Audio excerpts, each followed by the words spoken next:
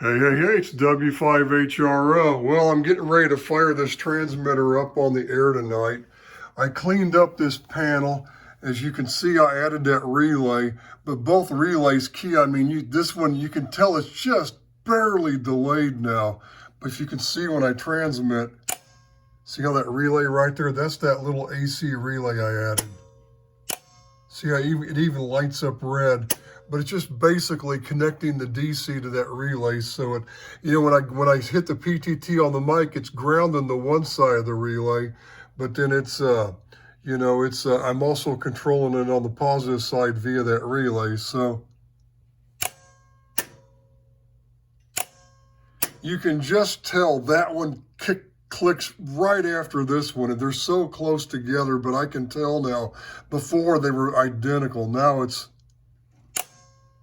so that guarantees that this modulator plate supply is going to come up second after this one. So what I've essentially done is, by adding this relay in here, I've created an AND gate. Now I don't have the primaries connected. That's what I got to do here. I got to hook up the last two connections.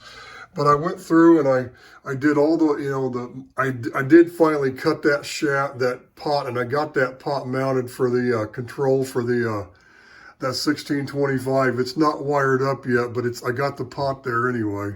And see what it does now? With that negative grid supply on the tube all the time, it's always drawing 10 milliamps of grid current. I was going to say milligrams. It's drawing 10 milliamps of grid current.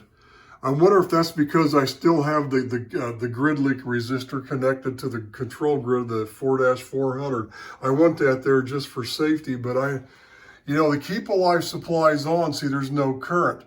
And see, when I transmit, see, it just comes up a little bit. That's because the keep alive supply is on the plate and the screen with the, now see, I can adjust the grid drive, see? See that? But see, it goes back to 10 just at idle. That should keep the tube warm, I would think, and that with the keep alive supply, I don't know. I don't think, it's probably because that resistor's connected, but I'm not positive. It may have done that anyway. I'm trying to remember a theory on how to control a control grid draw current if it's pulled down like minus 200 volts, but with no plate. Well, there's a small plate and screen voltage, but that should protect that tube. So anyway, but I went in here and I did all the other modifications to the exciter, the controls. And what I've done is on this now is I just added another RCA cable, and I really want the 12 volts up here where this TR relay is, these two TR relays that are in parallel, but I guess it's no big deal. But right now, since I had this control already, what I did was I fixed this 12 volts so it's always on the relay, and then when I hit the PTT, it's just grounding this one over here, going up to the other side. So that's how I'm doing that. I still have some course mods to do the RF deck and the exciter, but it's just as far as this timing's concerned, I think that's going to solve that. Because right now, but here's the thing, I still need to, I'm going to get on the air tonight, but I still need to start out with the mic gain down all the way till I get a chance to do the mod, because when I get the mod done to the speech amp deck, I'm going to have that relay. It's going to be idling with like max AVC limit control, right? Max AVC limiting. And then when I key up, it'll key the relay, it'll let off of that, and it should take time for the audio to come up really loud like it would normally be. So that should solve that problem, but I'm going to do that until I'm just going to turn the mic gain down for now and turn it up after I key up, just to be safe for right now until I can solve that, because it still may be doing it. It still may have the problem.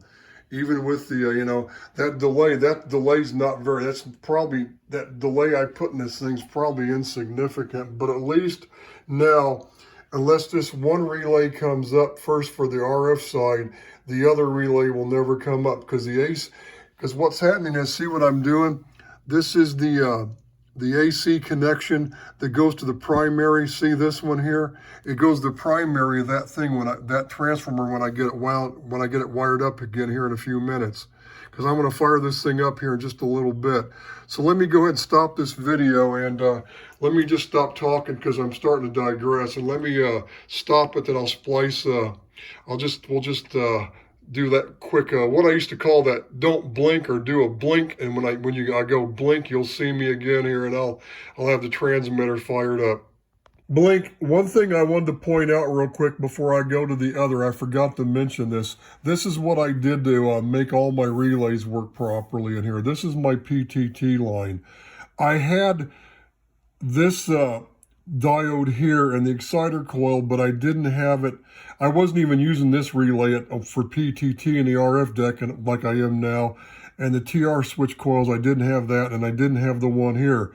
I had to add the one there in the exciter rack here a while back because the voltage was going out of this one. It was going up through and it was messing it up. It was staying keyed, or it was doing something weird. It was actually overriding this other one, and there was a conflict.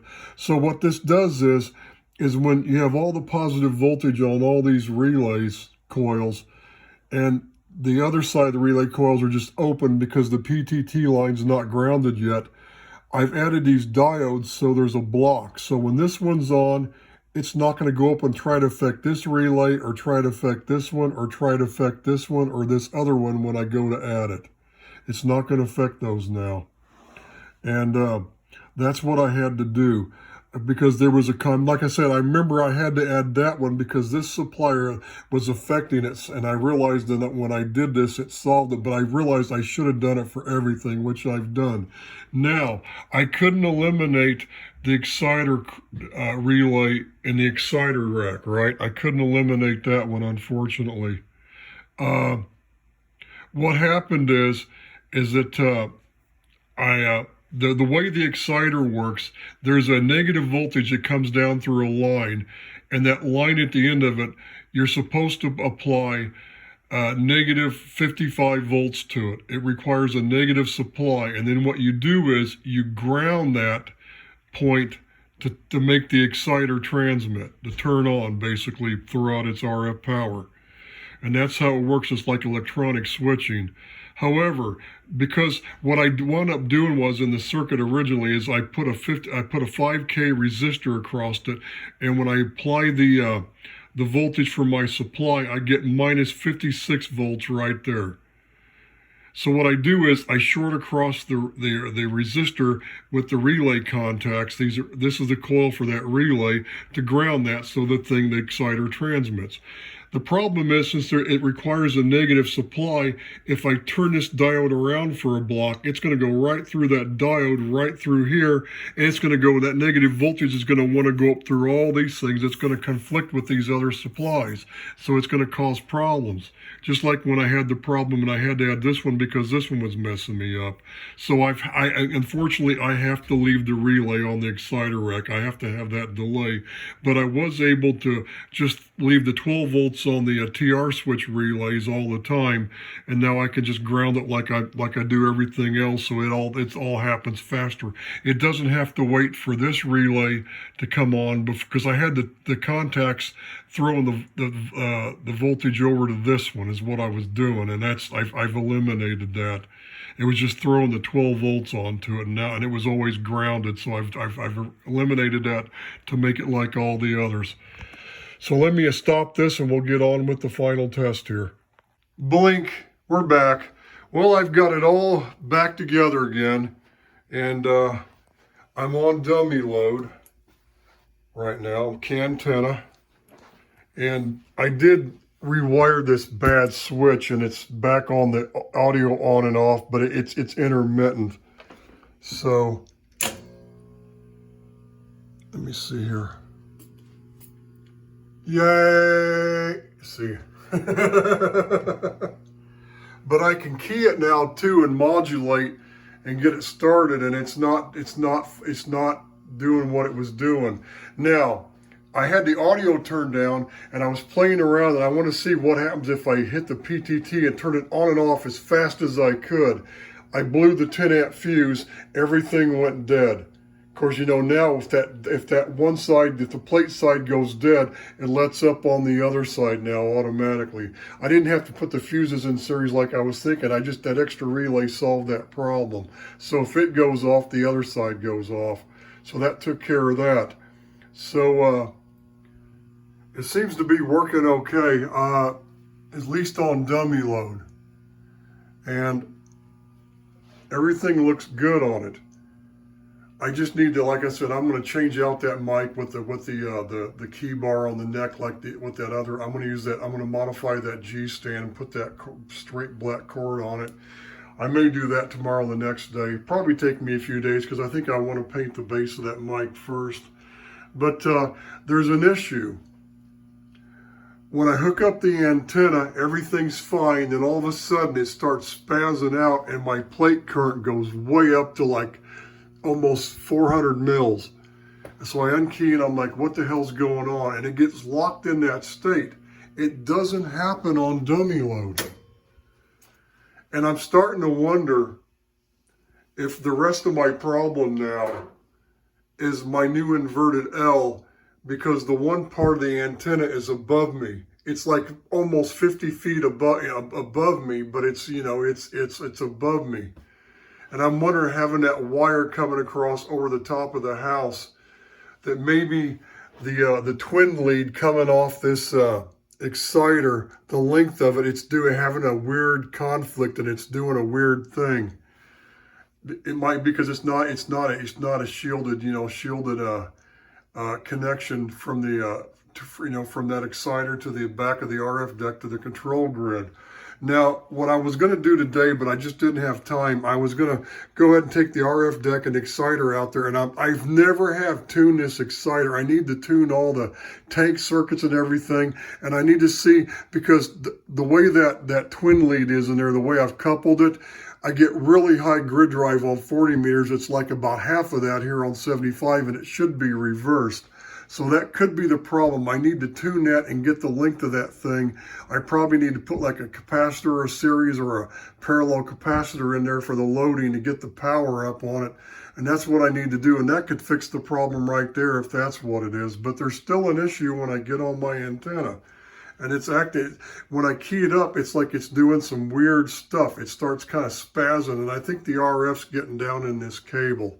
Now, it might not be. It might not be. It could be something else. It could be this tuner it's the weirdest thing though.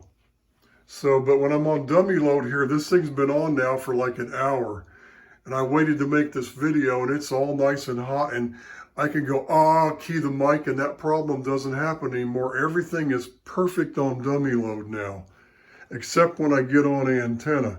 And I've got a 1-to-1 VisWire and everything, and I don't even have to have the audio tuned up. I can hit the PTT on and off real fast, and right there in the middle somewhere, it'll spaz out, and this current will go up real high. Then if I wait, key it again, it goes away, and it goes back to normal. And that's what's weird. I need to figure out, well, like I said, I think it may be the RF from my inverted L.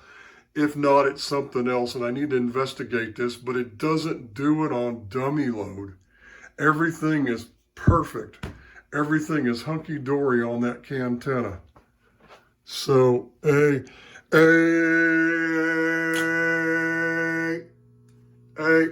see? The audio, it didn't flash or anything. So it would actually do that problem on dummy load too.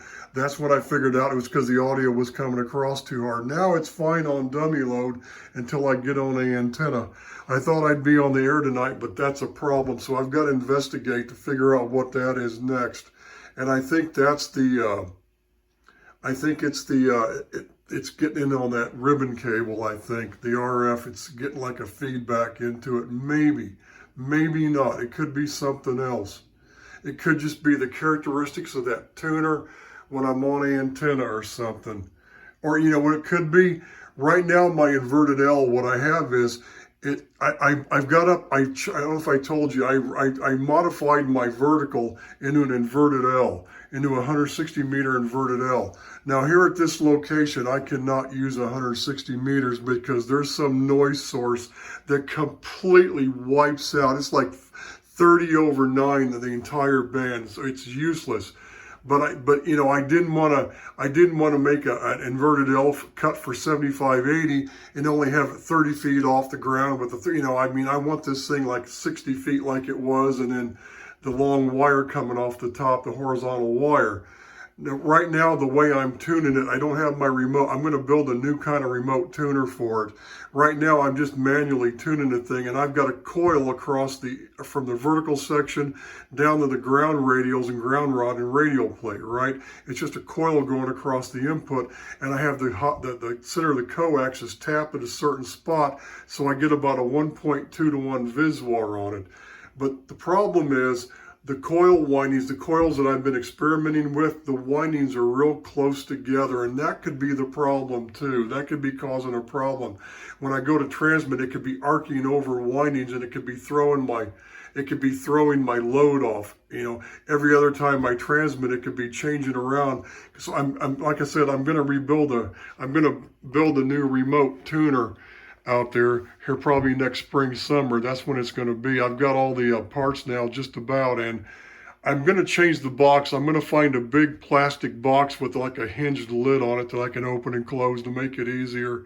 That big metal box I have out there, I don't want to reuse that. I want to find a big plastic, like one of those big industrial boxes that says high voltage on it, you know, some kind of PVC or plastic material. That's what I'm going to do. I'm just going to build a new tuner out there for it. But like I said, right now, it may just be arcing. When I key up sometimes, it may just be going across those coils differently each time because the power on it, right? Now, it doesn't happen on 17 meters when I have that inverted L tune. I've got a 1.5 to 1 SWR. I've got a shorting wire on the tap and on the one coil on that, and I can short across. What I have is, it's a 160 meter inverted L, but I had to make it a little bit longer with a 22 microhenry loading coil at the base to get the thing self-resonant, to get that harmonic, that second harmonic dip, or that first one, the one after the fundamental, you know, I got it down to 3.809 megacycles. Something like that. So it came out just about right, dead smack where I want it, right in the middle of the phone band. And then I use that other coil, that other part to ground on the other side of the tap to get the VISWAR down to like the 1 to 2 to 1. Then I just touch it up here on the tuner. But like I said, I have a shorting wire on that series, on that loading coil, and I can get that one harmonic dip for 17 down, and I get like a 1 to 5 SWR on 17, which I can bring to a 1 to 1. I'm not having a problem there running 1,000 watts from that amp, so I don't know. So I have to play around, but I only have a problem now when I go on the antenna. So it must be something about the inverted L that's feeding back into this twin lead now, because it's over the house now, over above me. Before, the vertical was on the back of the lot. Now that wire at the top of it strung all the way across, and it's above me. So that could have been what changed it too. But I fixed the other problem. This thing's not doing what it used to, so that's good. I just need to go in here now and figure out why I'm having a problem when I'm on the antenna. So 73s for now. This is W5HRO.